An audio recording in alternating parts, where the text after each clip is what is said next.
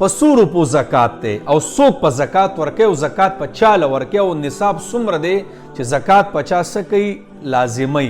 د ټول نه مخکې نه 52 تولې چاندۍ له به ضرب ورکړي موجوده دور کې په 3600 روپۍ څه ده یوه توله ده. نو د هغې نه راځي څه 1 لاک څه کم 90,000 روپۍ لس کم 2 لک روپۍ چې د چا سره یا د دې سره د ضرورت نه علاوه ساماني نو په ده باندې بیا زکات شته ښه. دا صاحب نصاب دی دی به زکات ورکوي.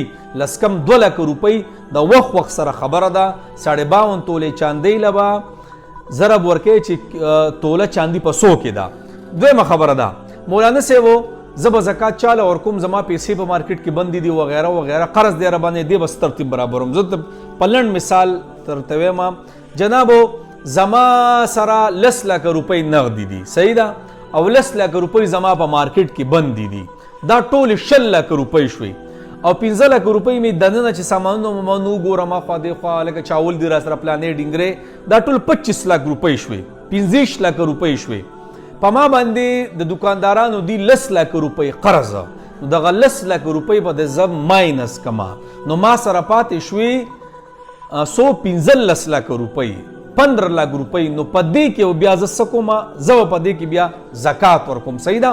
او زکات ترتیب څنګه دی ګوره د ټول نه مخکې به تاسو دا خبره کوئ که نه چې په 100 کې 2.5 روپۍ دي 40 روپۍ د 40 په 100 کې 2.5 روپۍ دي په 1000 کې 15 روپۍ دي 25 روپۍ او په لاکو کې 2.5 روپۍ دي. د قشان په 1 کروڑ کې 2.5 لک روپۍ دي په 1 کروڑ روپۍ کې صحیح ده. مولانا صاحب زما په دکان کې سامانونه دي مشیندریانې دي وغیره نو په دې باندې زکات شته او کو نشته نه په مشیندریانو باندې زکات نشته صحیح ده.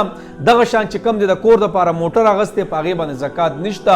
دغه شان د وړو مشین شو تله شوه وغیره دا نور څومره چې مشیندریانې دي په دې باندې زکاتونه نشته. مولانا صاحب زکات په چاله ورکوم نو زکات خپل رور چې غریب دی هغې لم ورکولی شي.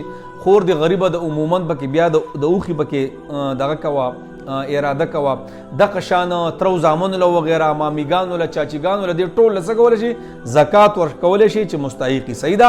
نو د ټول نه مخکې لس کم 2 لک روپۍ نصاب دی دا چې د چا سري هغه به زکات ورکوي او جناب په لاکو کې 2.5 روپۍ دي په زرو کې 25 روپۍ دي او په 1 کروڑ کې 2.5 لک روپۍ دي صحیح ده. نو دا د زکات داسې مختصر شان د غټې غټې خبرې شوې ښه.